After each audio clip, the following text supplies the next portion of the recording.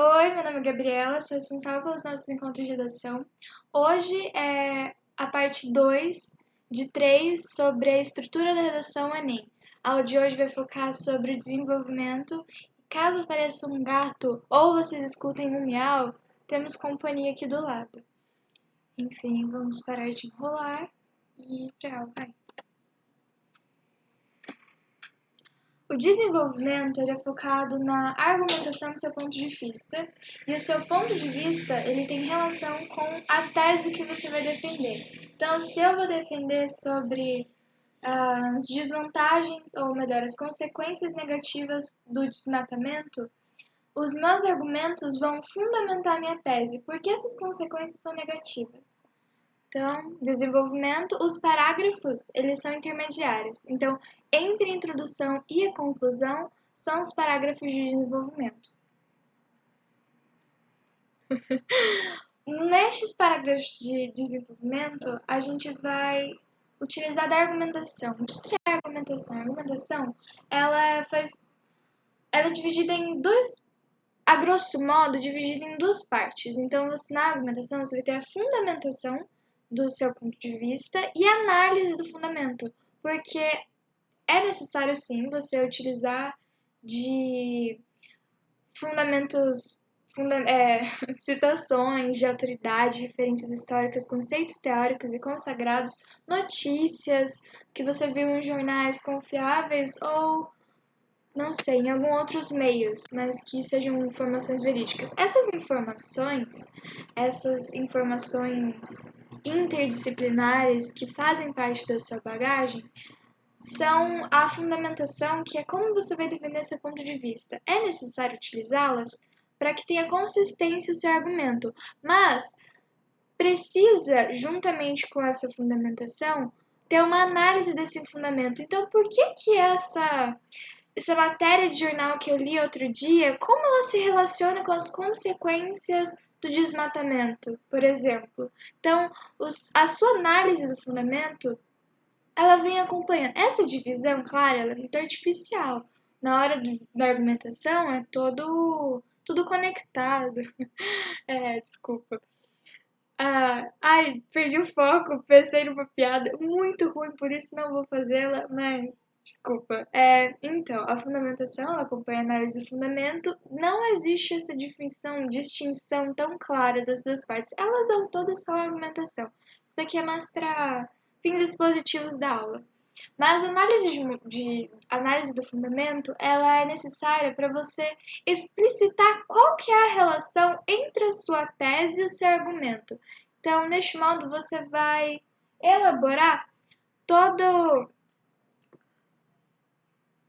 um porquê de como se relaciona. Eu acho que estou sendo repetitiva e acho que já ficou bem claro, então eu vou pular. A única observação que eu faço que é sobre a coerência, ou seja, o que é coerência? Então, é a sequência lógica de ideias.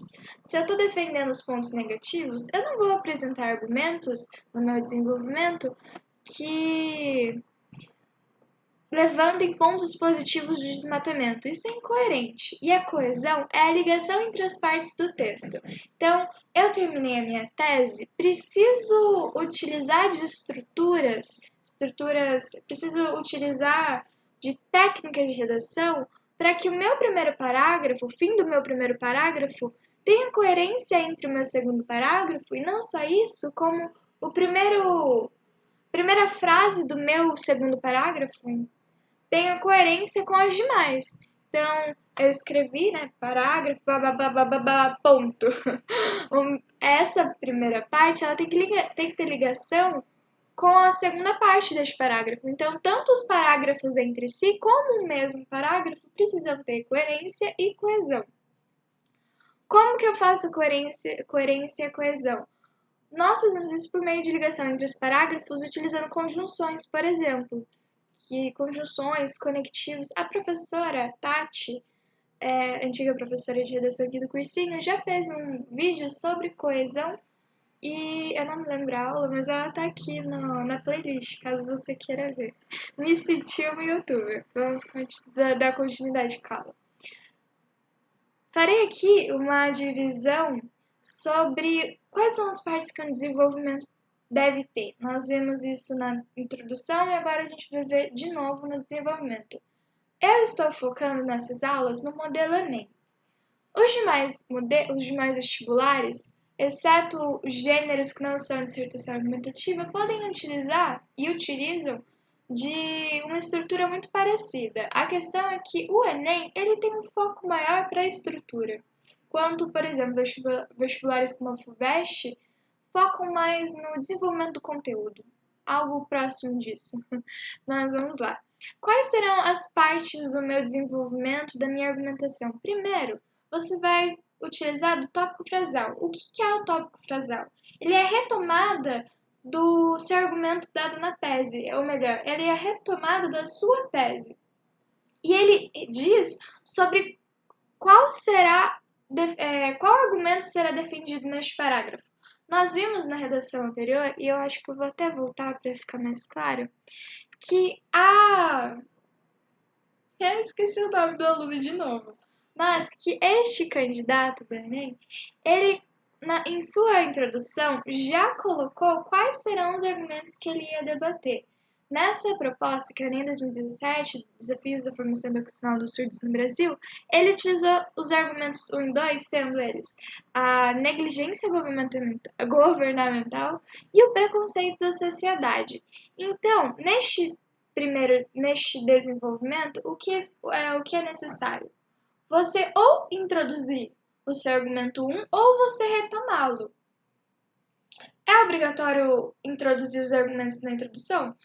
Não, mas é um dos meios. Se você não colocou na introdução, você vai apresentá-los neste tópico frasal. Se você já falou sobre ele, você só vai retomar.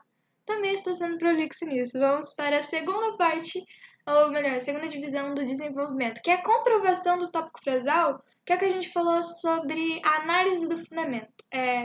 Análise do fundamento não. Sobre a fundamentação. Então aqui você vai inserir os dados estatísticos, as referências históricas, os exemplos, tudo que puder comprovar o seu argumento, mostrar que ele é verídico e pautável neste assunto. A professora antiga também já fez um vídeo sobre tipos de argumento e ele está aqui no playlist. A terceira parte é a conclusão do parágrafo. Aqui você vai amarrar a sua tese, que foi apresentada na introdução. No final do seu parágrafo de desenvolvimento, você vai fazer uma relação entre o seu argumento 1 e sua comprovação, a sua competência 2, o argumento não, mas aquela matéria que você utilizou como uma referência histórica para comprovar o seu argumento 1. É importante pensar que nessa conclusão do parágrafo você pode demonstrar a marca de autoria, porque na comprovação você vai apresentar um dado de um outro alguém ou de uma outra revista, algo que não foi dito por você, não são as suas palavras, são as palavras de outra pessoa. Na conclusão do parágrafo, que é quando você vai amarrar o seu argumento com a sua fundamentação, você insere a sua marca de autoria. Claro, utilizando a terceira pessoa, mas em suas palavras, a ligação, ela demonstra a marca de autoria. E como que você argumenta essa conclusão do parágrafo? Você pode demonstrar incomodação, indignação ou avaliação sobre a relação do seu argumento 1 com a sua comprovação, certo? Espero que sim. O desenvolvimento do argumento 1. Então aqui eu trouxe a continuação dessa redação para dar exemplos.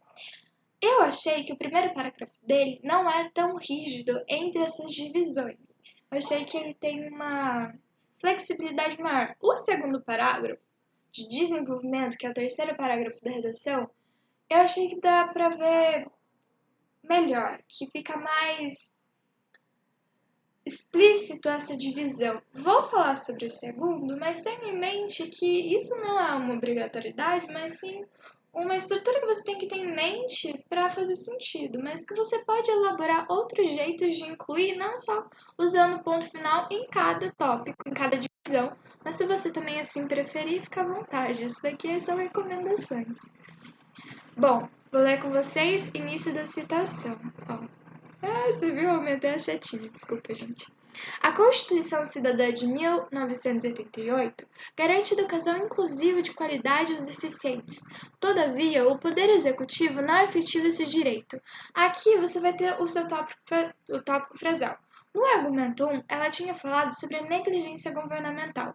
E aqui ela cita que isso faz parte da nossa, essa inclusão, essa educação inclusiva, faz parte da Constituição de 1988 e que todavia, o poder executivo não efetiva esse direito. Então, aqui ela coloca em série a negligência governamental. Ela poderia ter repetido as mesmas palavras. Claro, sempre bom usar sinônimos, mas ela podia ter utilizado uma estrutura que tivesse uma relação mais óbvia, que ela reescreveu de uma maneira completamente diferente. Ou ele, não sei.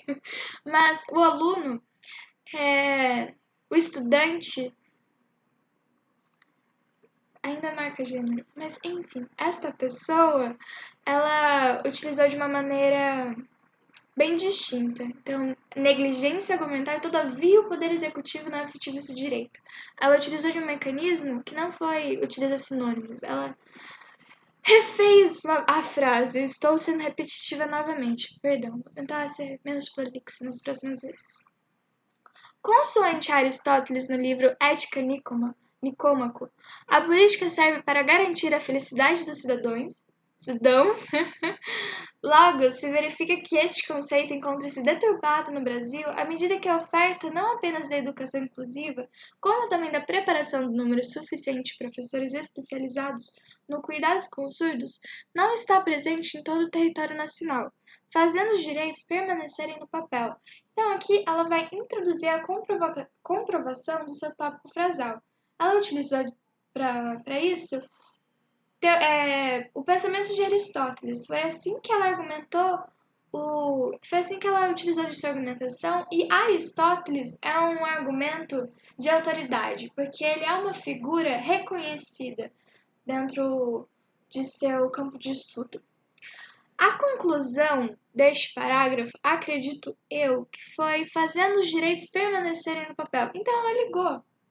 Claro que ela teve toda uma marca de autoridade, como também na preparação do número suficiente. Mas aqui ela explicitou qual que é a relação entre o seu tópico frasal, entre o seu argumento 1 e a comprovação dele. Que é o fato desses direitos não saírem do papel, deles não, de fato, existirem, de não serem concretizados. Agora vamos ver o argumento 2 dela, que está no terceiro parágrafo da redação. Ou dele, eu acho que é o meu, não sei porque. Desta pessoa, enfim. Outro sim, o preconceito da sociedade ainda é um grande impasse a permanência dos deficientes auditivos nas escolas.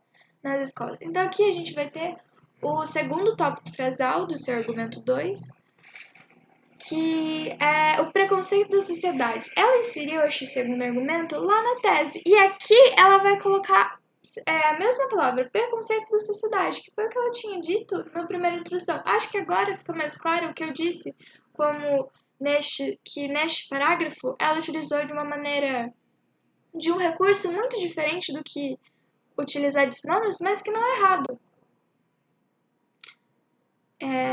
Tristemente, a existência da discriminação contra surdos é um reflexo da valorização dos padrões citados pela consciência coletiva.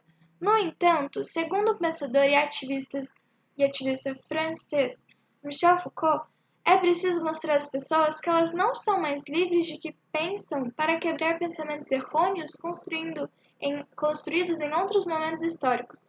Quem ela utilizou para comprovação do tópico frasal? Michel Foucault. Então aqui ela consegue fazer tanta a comprovação. Não sou eu que estou dizendo isso. Não, tem toda uma relação, tem todo um desenvolvimento, existe uma pesquisa, algo que fundamente o meu argumento. E por fim, assim uma mudança nos valores da sociedade é fundamental para transpor as barreiras da formação educacional de surdos. Aqui ela retoma tanto a tese da redação, como faz a conclusão do tópico frasal, relacionando este preconceito com o porquê, com a relação com a sua comprovação, com o seu fundamento e a relação também com a tese. Então, assim, uma mudança de valores na sociedade é fundamental para transpor as barreiras da formação educacional dos surdos. Se transpor as barreiras da formação educacional dos surdos, remete à tese, conclui o parágrafo e também já apresenta um gancho para a proposta de intervenção. Uma mudança dos valores da sociedade é fundamental. Então, que isso que ela trabalhará no ela, eu acho que eu entendi porque eu tô com esse vício de falar ela, eu acho que é porque eu tô pensando em pessoa. Não convém aqui, foi só eu divagando. Mas, neste modo, ela introduz a sua proposta de intervenção, ou vislumbra um prenúncio para a sua proposta de intervenção e que a gente irá abordar na próxima aula. Aqui está o meu e-mail. Fiquem à vontade para mandar redações. Eu estou pensando seriamente em trazer algumas propostas. Claro, não é obrigatório fazê-las. Caso vocês queiram, eu posso dar uma segunda voz. Viu? Isso aqui tá legal, isso aqui não tá legal. Entrem em contato comigo se precisarem de ajuda, se precisarem de, não sei, alguém. E até semana que vem. Tchau, tchau!